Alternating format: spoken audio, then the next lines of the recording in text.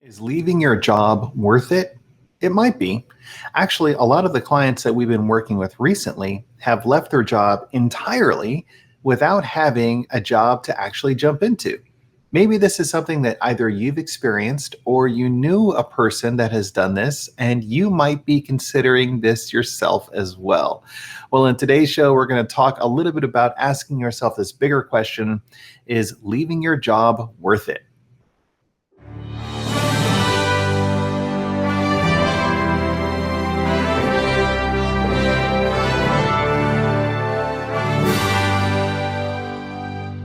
Hello, everyone, and welcome. I'm Javier, and my better half, my awesome partner, my fellow Gov Geek, Karen, unfortunately isn't able to join us this week. She's out on assignment. But anyhow, let's go ahead and get back to the larger topic. Is leaving your job worth it? We like to talk about this and other subjects every Thursday live at 6 o'clock for Gov Geeks Assemble. Level up your 9 to 5 on 95. You can listen to this here on YouTube, LinkedIn, as well as on our podcasts, wherever you like to listen to your podcast. It's on Apple Podcasts and other things like that as well. So plenty of options for you. Anyhow, so is leaving your job worth it? You know, you could be put in a situation in the workplace where you feel just trapped. Like no matter what you do, it's going to be a bad decision. It's a bad circumstance. It's a bad environment. You may be placed in real dire circumstances with your supervisor, with another person in the workplace, and getting out is just the best thing to do. Well, that totally makes sense. I mean, if you feel that you're placed into that box, sometimes you might even think, well, maybe I just need to take a little bit more vacation. I need some more annual leave. And then while I'm out, I'll go ahead and make this bigger decision.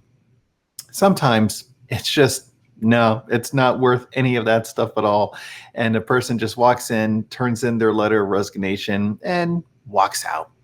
Just as simple as that. Well, if you're considering something like that, I have 4 questions that Karen and I have prepared to talk about today. So as you're thinking about this, just listen to the questions, consider really what's important to you, and then you can make an informed decision. So let's ask ourselves the first question. What is at the root of you deciding to leave? A big question.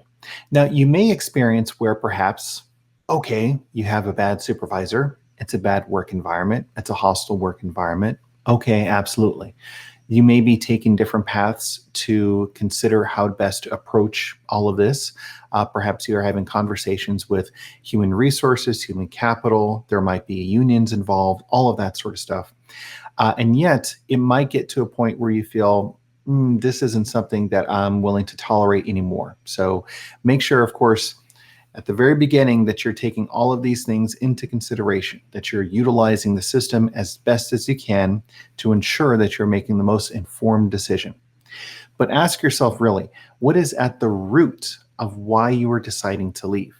Is it the environment? Is it the individual? Or what are the reasons behind those environments or that individual that is forcing you to leave? Now, this is a really important question to ask, because if you just decide to leave and you find another position that is similar to what you've been doing before, well, you may find yourself in a position where, unfortunately, you're going to repeat the same scenario. So if you say, I don't like the environment, it's too fast paced, it's too stressful, okay. But then just to go out and join another job that is too fast-paced, too stressful, could be a problem. So if you're finding what the root cause is of why you're leaving, that's at least at the heart of answering the question, should you leave? Now, it's very important, because it's not just the symptoms of what's going on. It is at the root cause of what's going on. Another thing related to that is it's important to leave in order to go towards something that you care about, as opposed to leaving as a result of something that is behind you that you don't care about. Because then no matter what, if you don't know what you're going for and why you want to be there, well, odds are you can find the same problems everywhere you go. It's just going to be something that follows you. So make sure you know what is at the root cause. To do this, really consider how you are experiencing that moment. What happens to you when you feel triggered and you feel like you do need to make the decision to leave? Where is all of that coming from? What are you experiencing? Then ask yourself some deeper questions. Why is this impacting me? How is it that I'm feeling right now? Is what I'm feeling right now worth me leaving? And of course, if I leave and go to another job, will these feelings continue to follow me? Some simple questions, really, but when you kind of really take the time to make the decision, it's easier when you've had this discussion. Sometimes we get into fight or flight and we get a little bit of tunnel vision. We're focused in on what we have to do in order to protect ourselves, to get out of the situation. But then later on, you're kind of sitting there going, oh my gosh, why did I do this? Why did I leave? Why am I in this new environment? You don't want that sort of thing to happen to you. It might be great to get away for a little bit, but then afterwards you might be thinking, oh my gosh, I made a terrible mistake. Okay, so the first question again is, what is at the root cause of you deciding to leave? So the second question that you should be asking yourself is, how will this root cause change with me actually leaving this position? So if you know for sure that the problem, the concern is at the heart of it, okay, how is it that leaving that job is going to change that?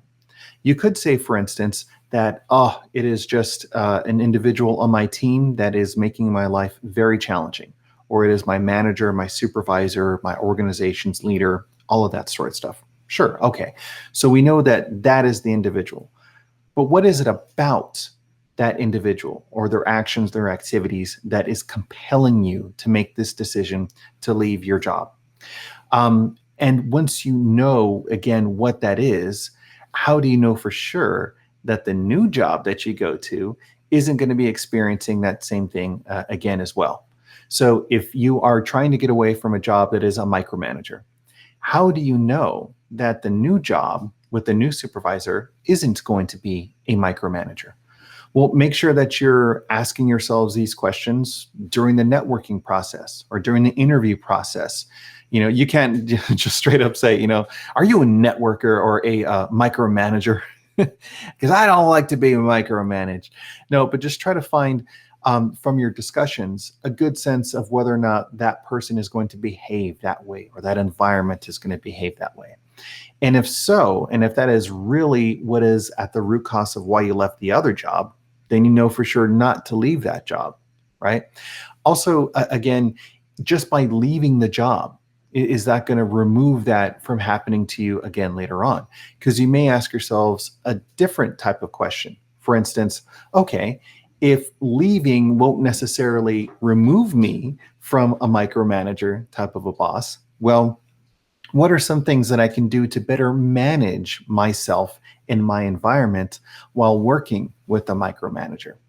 Or if it's a stressful environment, if you're only going to go into another stressful environment that's going to be problematic for you, well, perhaps ask yourself, how can I empower myself to perform better in this environment or to manage what's going on here in this environment? Ask yourselves these some deeper questions so that you're not placing yourself in a position where you are in a new environment only to have the same circumstances all over again. All right, so those are the first two questions that you should be asking yourself. So the third question that you should be asking yourself is, well, what are the options available to you to actually change what's going on? How do you change it?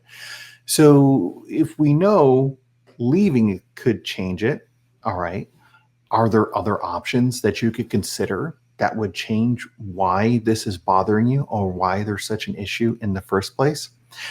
Perhaps you can get reassigned to another division, another office, or another part of the organization. Maybe you could take a detail. Maybe you could ask for a change of other positions. So you can stay within the same team, but have a different scope of responsibilities. Or you could be like a manager and then request to be a lower position instead. If you are working on a team and you have some individuals that are a bit more challenging for you or causing some problems, well, how can you better help them to perform in a way that isn't going to be so problematic that you want to leave your job? Could you provide them with different training responsibilities? Could they go on a detail or another rotation or an assignment? Could they perhaps even be fully reassigned, like a lateral reassignment to another part of the organization that would be better suited for them, their skills, their interests, and also better for you and how you're able to manage your work life and everything as well? What are your options? If you have more opportunities for perhaps early retirement, where you decide to just move away from the position entirely, as opposed to just quitting or taking perhaps a sabbatical, some other things to kind of consider as you're looking at all of your options. In the moment when you feel the most frustrated, when it's easier for you to just give in and say, you know what, I'm done. I don't need to handle all this stuff. Okay, absolutely. Honor how you are feeling in that moment. But again, also ask yourself, what other options are available to you? If you recognize what the issue is, and you know for sure that leaving would change that scenario, that root cause issue, and also that there are no other options, it might allow you to feel better knowing that you are making an informed decision as opposed to just regretting the decision later on. Okay, so far we've gone over the first three different questions that you should be asking yourself. The fourth and final question that you should be asking yourself overall is, do the options that you have outweigh your departure? So if you think, okay, I could take this one other option instead of me leaving, it makes more sense to, okay, just decide to leave. Yeah. Or if the option isn't all of that great, and you really think about it, you're like, well, maybe there's a better way for me to manage all of this. Perhaps if I worked with a career coach, perhaps if, again, I took a detail or a sabbatical or I did something else. It's funny how things kind of work sometimes, where you may be at one point where you're thinking, oh, this is just the end. There's no way that I can continue to be here.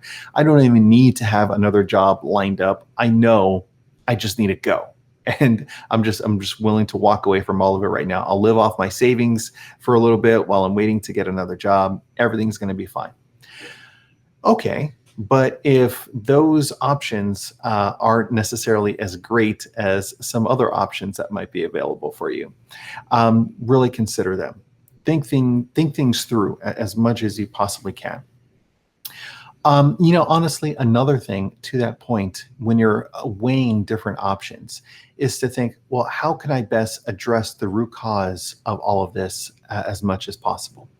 What if it is possible for you to have a conversation with the source of the root cause of the issues?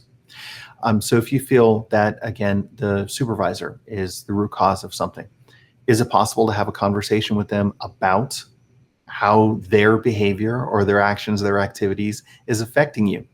Could you possibly change that? Are there routes that you can take to help improve that?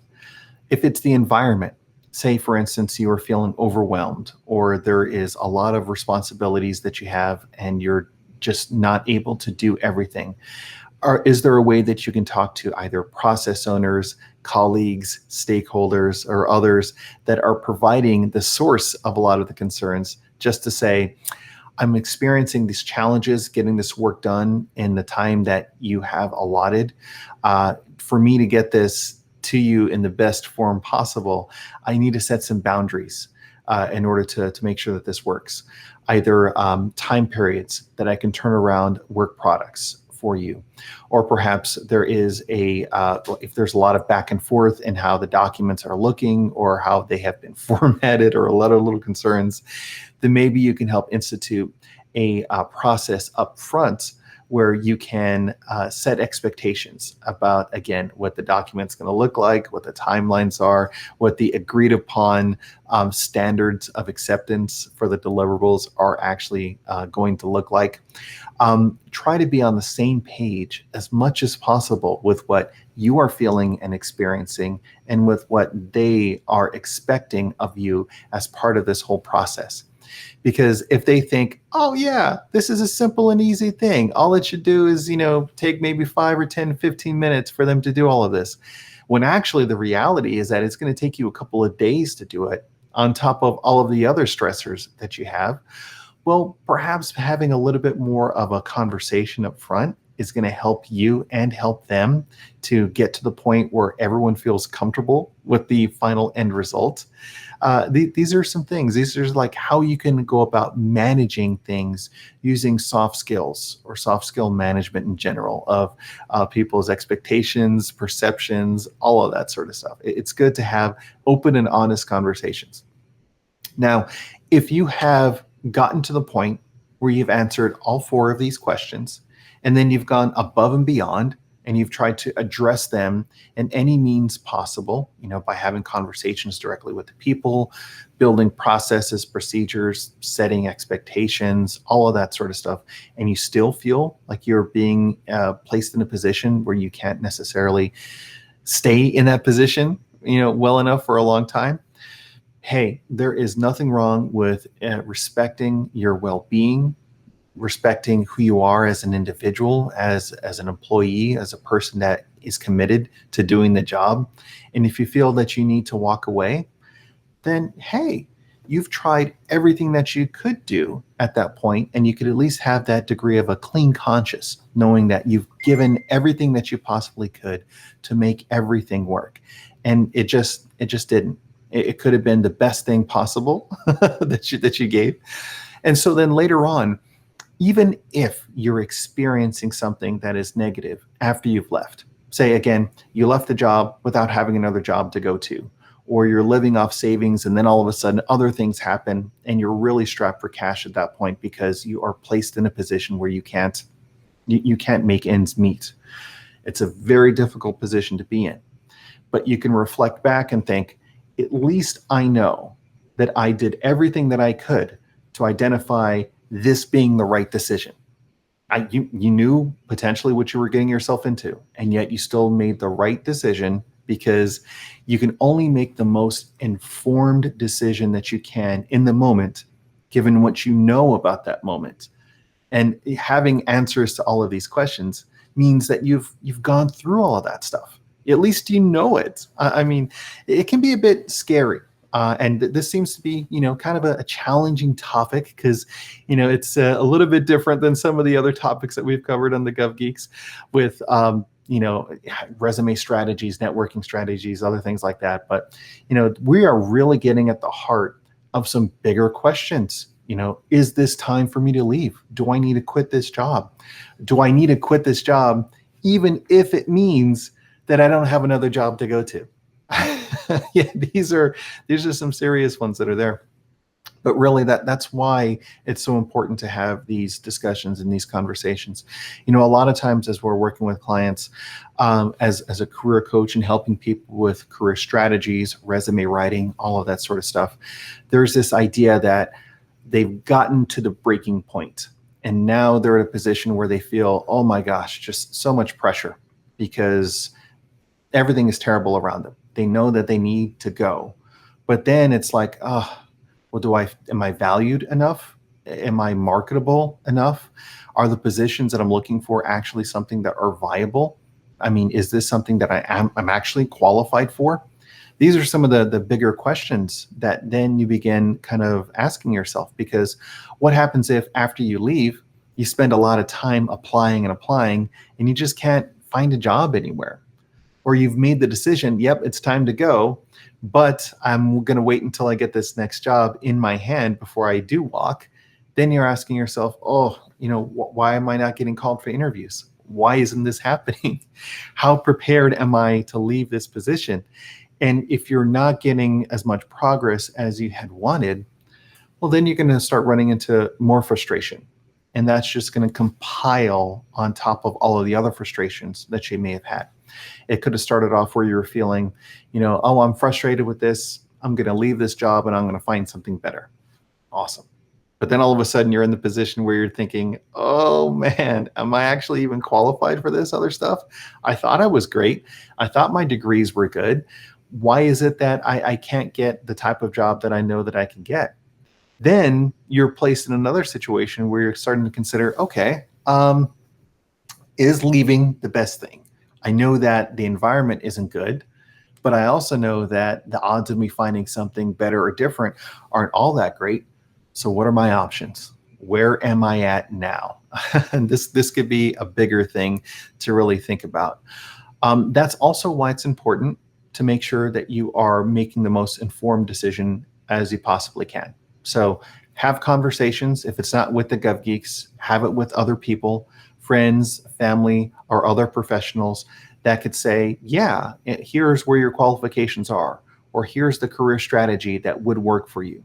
Or even talk to others that can get to the heart of why you're feeling the need to leave in the first place. If you're able to break those down and manage them, your career happiness may actually be a lot closer. It may come to the point where you realize maybe I don't need to leave. Maybe I just need to better understand how to manage where I am. Yes, I know that this situation is terrible. My supervisor is terrible. All the bad things that you could possibly think of. But yet still, this is the best thing that I can do in this moment to help manage all of this. And then from there, develop a plan and a strategy to take step by step to get out towards something that you really care about, finding that career fulfillment, which is, again, what we're all about. We totally support that. Okay, so reflecting back, let's look at the 4 questions that we had asked ourselves at the beginning to help make sure whether or not leaving the job is right for you. So we first asked ourselves, what's at the root of why you are deciding to leave? The root cause. It's not just the symptom of it, but really dig down and find out, why are you feeling compelled to walk away? The second question to ask yourself is, well, would leaving actually change the root cause of why you wanted to leave that first job in the first place? If you just have this circumstance, the situation, and you run to the next position or opportunity, well, how do you know that you're not going to repeat the same frustrations there again? How do you know that you're not going to run into another wall there? The third question that you should be asking yourself is, well, really, what other options are there to change the root cause of what you're experiencing? Perhaps there's other strategies that you can do. Again, details, other assignments, looking at other ways to do your work or to kind of manage your workplace and all that. And then lastly, the fourth question that you should be asking yourselves are those options that you've considered outweighing your departure?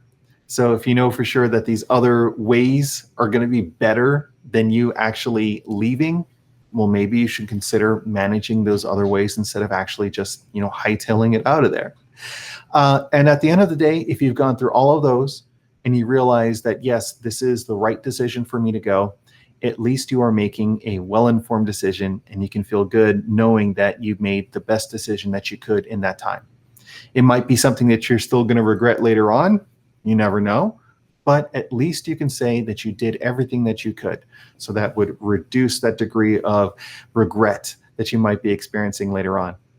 And also, just to kind of point out, what if, like, say we're catastrophizing this whole thing, like all of these bad things, but what if you leaving actually is the best thing possible? What if you decide to jump off the cliff and instead of falling, you fly? It's possible as well. You could find that next job that is going to be perfect for you. You never know. All right, so every week we have questions from the Gov Geekdom. This is our favorite part. If you have questions, please come out to thegovgeeks.com to submit your question. We'd like to answer them live here every week as well. So this week's question to answer for questions from the Gov Geekdom is, how do I find my ideal job? Yeah, and this is a big question, really, because ideal is the bigger key question here. You could find plenty of jobs. There's lots of jobs that are out there. Are there jobs that you're qualified for? Absolutely. Are there jobs that can pay you more money? Possibly. But do those mean that it's going to be an ideal job for you? What do you really care about? That is really at the heart of this. So how you find an ideal job is by first asking yourself, what is it really that you want? What do you care about? What are your passions? Then think, okay, well, what does the work environment need to be for you to find this ideal job? Is it working in the office place? Is it something where you can work from home? Do you need to travel a lot? What are the unique circumstances that really comprise the ideal job?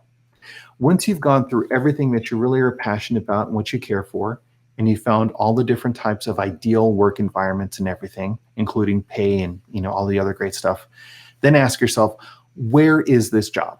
How does this kind of fit what you're in, what your career field is in, what you've studied in your education and your graduate degree, your master's degree, your undergraduate degree, all of that sort of stuff? Are you qualified well enough for this position? Then from there, ask yourself, well, what is the likelihood that you're able to get this position? And what do you need to do in order to build the qualifications to get to that ideal position? You may recognize that, hey, you know what? There's plenty of these jobs and they are great ideal fits for me. I'm going to have no problem getting this job. Career happiness is just around the corner. Or maybe the odds are just so rare and the opportunities are so small that you may be able to still get the job, but it may take a little bit longer. Or heck, maybe you need to find a way to create your own job. If you need to open up your own business, a small boutique consulting firm or company or corporation, or you need to sell certain contracted services to the government, cool. I mean, at least you know what it is. The bigger thing is identifying what is ideal for you and then understanding what you need to do in order to get that at that point, rather than always wondering, always wishing, like, I wonder what the ideal environment is for me, or if only I had this better decision, or if only I had this other job. That's not how you want to be able to look back on your career and your life. It should be something where you're like, I knew what I wanted, and I strived to get there.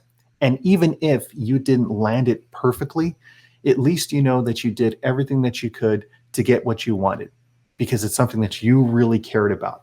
And that's the beautiful thing, is you are growing in an area that you really have a lot of passion for.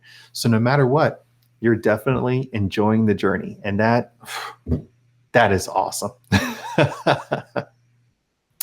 Okay, so thank you so much for joining us this week. This has been Gov Geeks Assemble, level up your 9 to 5 on 95. From Karen and myself, we are really thankful that you are here. We're grateful for the opportunity that we have to speak with you about these really important subjects. We hope that our conversations are really allowing you to have the chance to make a best decision possible about your career in public service, in the private sector, and any other areas that you have a lot of passion and interest in. So this is the point where Karen usually jumps in and she basically has like a moment of zen, a moment of clarity where she summarizes all of this stuff. And I'm going to do my best to help make sure that I honor what she is able to bring to the table. So when we're talking about this idea about, is leaving your job worth it, the best thing to really consider is, what is important for you? What do you care about? Why do you want to leave? What are you going towards? Is this good for you and your family? Is this good for you and your mental well-being, your physical well-being? If all of it is, then yeah, you got to go where your dreams are and just be happy in the process and enjoy the flow. Thank you so much for your time, and I look forward to seeing you next week. Thank you for your service.